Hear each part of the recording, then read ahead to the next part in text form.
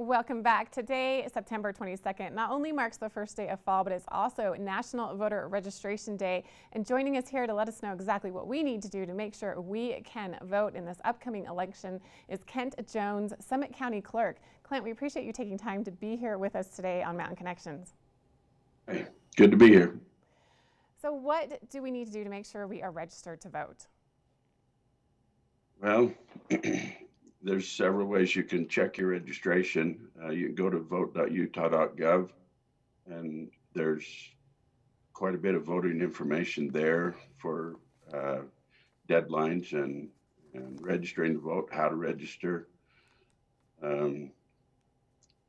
Our summitcounty.org website has links to those places too. So that's the quickest way. If you have a Utah driver's license and you're not registered, you can register online, or you can go to most any one of those locations and print out a paper ballot, print out a paper registration and mail that in to us, or bring it in and drop it off. And as mentioned, today is National Voter Registration Day, but it doesn't mean it's the final day to register to vote. What are those deadlines for this upcoming election? Yeah, that's true. The last day to register to vote is October 23rd. So as long as we have the voter registration in our office by October 23rd at 5 o'clock, then we will put your name on the database and we will get you a by mail ballot, and you'll be ready to go.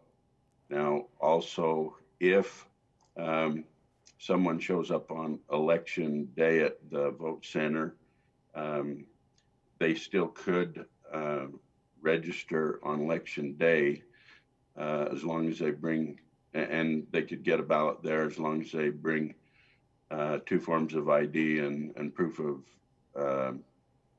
residency, which would be a driver's license or something with your physical address on, so we know what format and which ballot you would receive.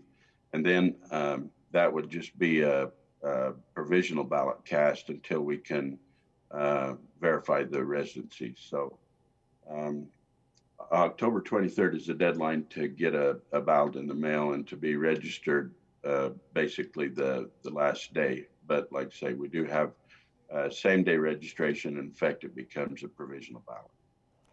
And what about absentee ballots? How can you request one of those here in Summit County?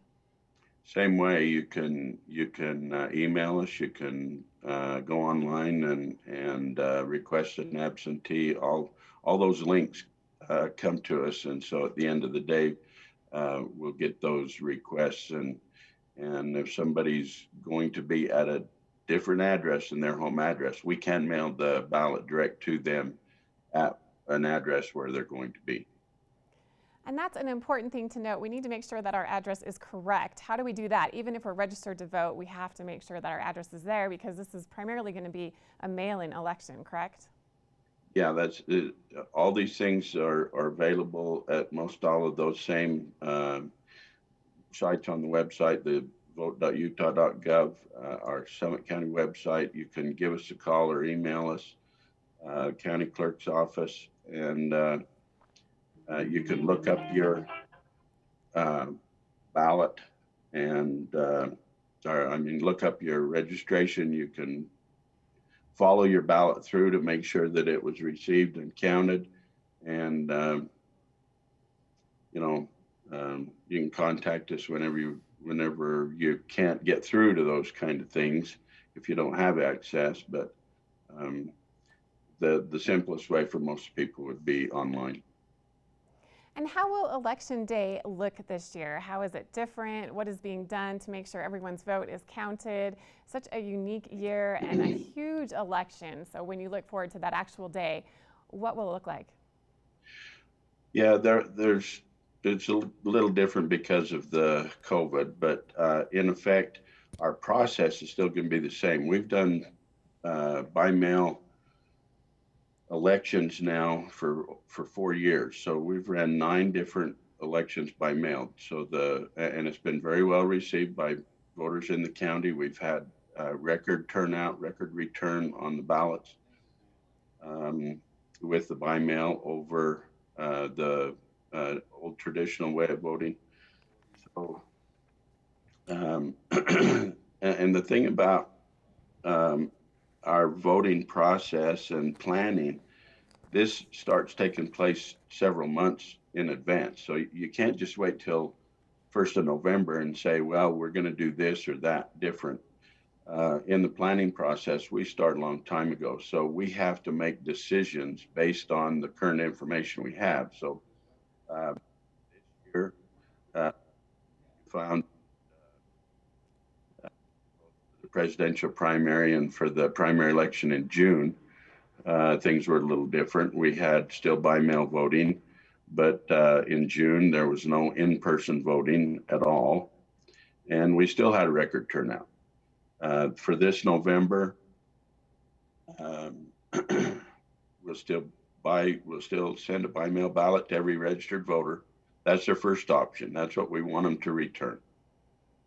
Second option would be we've expanded the early vote days. So if somebody needs to come in and vote early, if for whatever reason they have some fears or they just want to come in and vote, they can come in and vote early 2 weeks prior to election day at the county courthouse, and they'd have to wear a mask and they would come and vote and print their ballot out after they make their selections, put it in an envelope, and then it goes through the same process as all the by mail ballots. And 3 of those days on the early voting would be extended till 7 p.m. Excuse me. And we also have Saturday. So